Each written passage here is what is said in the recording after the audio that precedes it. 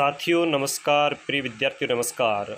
आप सभी की विशेष मांग पर मैं लेकर हाजिर हूँ कक्षा 11 हिंदी साहित्य प्रथम मूल्यांकन प्रपत्र। एक ऐसा प्रश्न पत्र जो मैंने स्वयं आपके लिए और विद्यार्थियों के लिए बनाया है। आप सभी की मांग को देखते हुए ये मैंने बनाया है। तो इसके आधार पर आप कक्षा 11 के जो विद्यार्थी है उनका हिंदी साहित्य का प्रथम मूल्यांकन प्रपत्र ले सकते हैं। तो यहाँ पे आप देख रहे हैं पूर्णांक इसका 20 का है। और पहला प्रश्न इस प्रकार है कि प्रेमचंद का मूल नाम क्या था। तो यहाँ पे आप देख रहे हैं प्रेमचंद का मूल नाम धनपत राय था। प्रश्न नंबर दूसरा है कि प्रेमचंद साहित्य को मानते हैं। ये पाठ में बात क्लियर हो जाएगी। प्रेमचंद साहित्य को क्या मानते हैं, तो वो मानते हैं स्वांत सुखाय। तो इसका ऑप्शन स है वो सही है। प्रश्न नंबर 3 है, वो कहता है कि निम्न में से किस पत्रिका का संपादन प्रेमचंद ने किया। कौन सी पत्रिका का? माधुरी, जागरण, मर्यादा और उपयुक्त सभी। तो इसमें उपयुक्त सभी है। इन्होंने एक पत्रिका का और संपादन किया था जिसका नाम था हंस। ठीक है। प्रश्न नंबर 4 और प्रश्न नंबर 4 यह है कि ईदगाह पाठ में रुस्तम हिंद किसे कहा गया है। तो ईदगाह पाठ में रुस्तम हिंद चिमटे को कहा गया है, मतलब बी है वो सही है। प्रश्न नंबर 5 है कि दोपहर का भोजन कहानी का मुख्य पात्र कौन है। तो इसका मुख्य पात्र सिद्धेश्वरी है, स बिल्कुल सही है। प्रश्न नंबर 6 है, कबीर किस शाखा के प्रतिनिधि कवि माने जाते हैं। कबीर किस शाखा के प्रतिनिधि कवि माने जाते हैं। प्रतिनिधि लिखे आप यहाँ, कवि माने जाते हैं। तो इसमें ऑप्शन ए सही है, निर्गुण ज्ञान मार्गी शाखा के असही है। प्रश्न नंबर 7 है कि कबीर पंथ में किस ग्रंथ की महत्ता है। तो कबीर पंथ में बीजक ग्रंथ की महत्ता है, मतलब ब बिल्कुल सही है। प्रश्न नंबर 8 है कि कबीर ने परमात्मा के सम्मुख स्वयं को क्या माना। तो इन 4 ऑप्शन में से आपको उत्तर देना है। तो कबीर ने जो दूसरा पद है उसमें अपने आप को विरहणी स्त्री यानी पत्नी के रूप में चित्रित किया। स्वयं को मतलब एक तरीके से स्वयं की आत्मा है उसको स्त्री और परमात्मा को पति के रूप में। तो ब सही है। प्रश्न नंबर 9, अरे इन दोउन राह ने पाई। यहाँ पे जो दोउन शब्द है इसका कबीर के अनुसार क्या अर्थ है।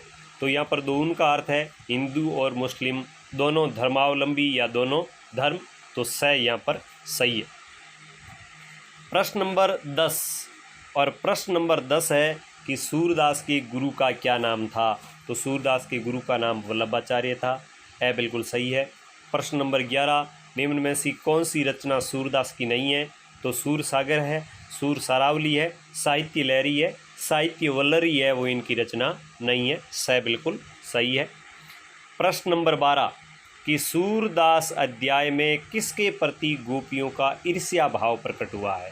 सूरदास अध्याय में किसके प्रति गोपियों का ईर्ष्या भाव प्रकट हुआ है। तो ये हुआ है मुरली के प्रति, क्योंकि गोपियों को मुरली है वो श्री कृष्ण से दूर कर देती है। तो यहाँ पे स है वो बिल्कुल सही है। प्रश्न नंबर 13 और प्रश्न नंबर 13 है वो काव्यांग परिचय से संबंधित है।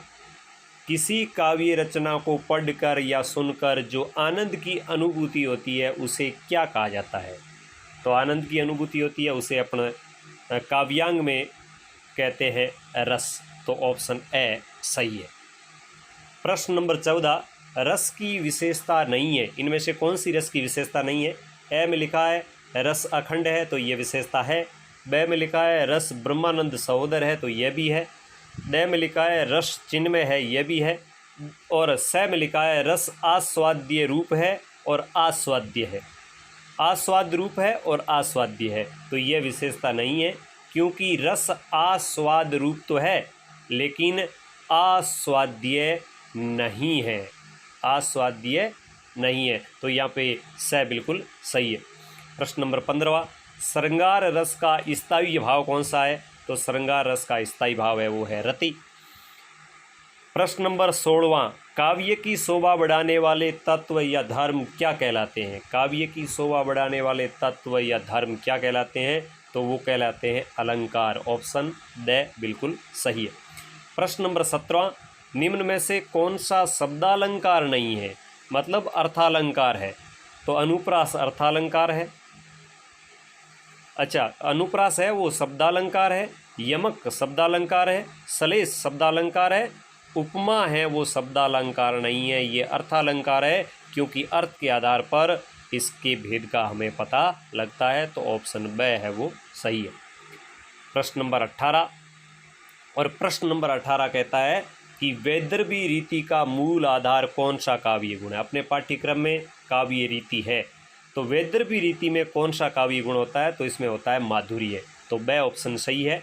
पांचाली रीति में प्रसाद गुण होता है और गोड़ी में ओज गुण होता है। प्रश्न नंबर 19, छंद शास्त्र में कितने गण माने गए हैं, तो छंद शास्त्र में 8 गण माने गए हैं। ए बिल्कुल सही है।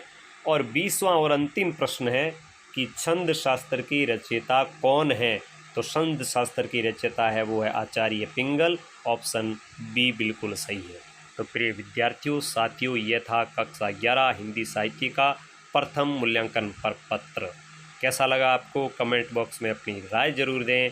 और आपके लिए इतना कुछ हो रहा है तो सभी शिक्षक साथी और विद्यार्थी चैनल को सब्सक्राइब जरूर करें।